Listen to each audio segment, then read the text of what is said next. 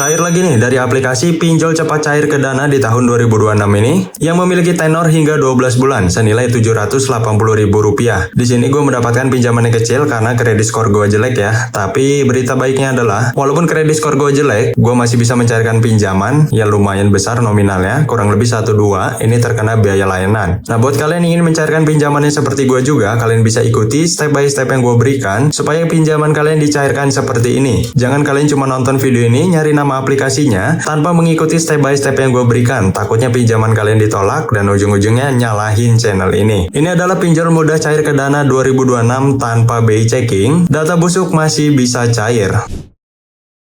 Oke teman-teman, kali ini kita sudah berhasil masuk di dalam aplikasi pinjol cepat cair ke Dana 2026 tanpa BI checking, data busuk masih bisa cair. Untuk tampilan utamanya kurang lebih seperti ini, memberikan limit pinjaman hingga 35 juta rupiah, jangka waktu pinjaman maksimal 360 hari, ataupun yang bisa disebut dengan 12 bulan. Nah, untuk memastikan katanya aplikasi ini tanpa BI checking dan cepat banget cairnya bisa ke Dana, di sini kita langsung aja ajukan pinjaman ya, dan masuk di step yang pertama, yaitu bagian pengisian informasi dasar. Nah, buat kalian yang ingin mengikuti step by step dari gua, ikuti aja di sini. Untuk bagian pekerjaan ini kalian isi dengan karyawan perusahaan. Setelah itu nama perusahaannya diawali dengan CV ataupun PT. Cari di Google, pilih CV ataupun PT yang masih beroperasi hingga saat ini. Dan yang harus kalian cantumkan di sini adalah CV ataupun PT yang lokasinya terdekat dari lokasi KTP kalian. Nomor telepon perusahaan juga ada ya di Google, cukup lengkap banget. Jadi kalian bisa contoh di Google. Pendapatan per bulan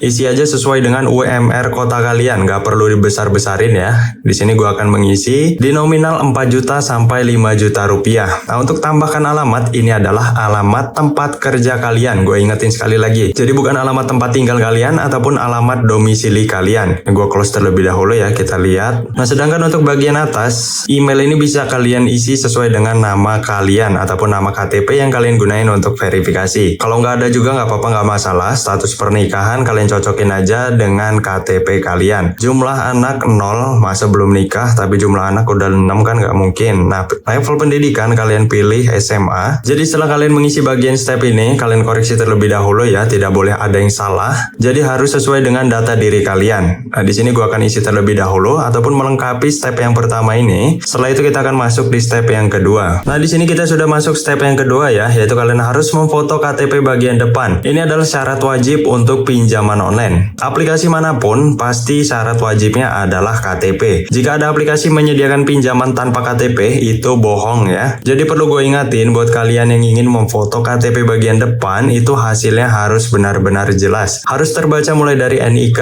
nama kalian, tempat tanggal lahir, dan yang lainnya. Oke, di sini gue akan isi terlebih dahulu. Untuk step yang kedua ini, setelah itu kita akan melihat tampilan yang berikutnya. Nah, oke, di sini kita sudah memasuki di step yang ketiga, yaitu bagian pengisian kontak darurat. Kita lihat di sini, kalian harus mencantumkan 4 kontak darurat di sini ya. Dan perlu kalian ingat, nomor kontak darurat ini harus aktif secara nomor seluler ataupun nomor WhatsApp. Dan sebelum kalian mencantumkannya di sini, usahain untuk telepon dulu supaya ada di log panggilan di handphone kalian yang ingin kalian gunain untuk pinjaman online di aplikasi ini. Nah, setelah kalian telepon, baru kalian cantumkan di sini supaya aplikasinya mendeteksi kalau kalian memang punya hubungan dengan nomor kontak darurat yang kalian cantumkan. Di sini gua akan isi terlebih dahulu ya untuk keempat kontak daruratnya. Setelah itu kita akan masuk ke step yang terakhir. Untuk step yang terakhir seperti biasa, yaitu bagian pengisian rekening bank. Kalian bisa lihat di sini untuk pilihan bank yang cukup lengkap banget. Nah, buat kalian yang tidak mempunyai akun rekening, ikuti aja step by step yang gue berikan karena gue juga akan mencairkannya ke Dana ya. Yaitu kalian pilih Bank Permata di sini. Setelah itu masukin nomor rekeningnya, pakai kode pencairan. Yaitu kodenya adalah 8528 dan dilanjutkan dengan nomor Dana kalian. Jadi di sini kalian harus pilih Bank Permata ya. Jika kalian memilih bank lainnya, maka kode pencairan ke Dananya akan beda lagi. Jadi kalian ikuti aja step by step dari gua. Pilih Bank Permata, masukin kode 8528, setelah itu nomor Dana kalian. Nah, oke, di sini gua akan isi terlebih dahulu ya untuk bagian nomor rekening ini. Setelah itu kita akan melihat tampilan yang berikutnya. Seperti yang kalian lihat di sini, gua mendapatkan limitnya Rp1.200.000 sampai Rp3.800.000. Nah, di sini gua akan coba mengajukan di Rp1.200.000 aja ya. Dan kita konfirmasi di sini.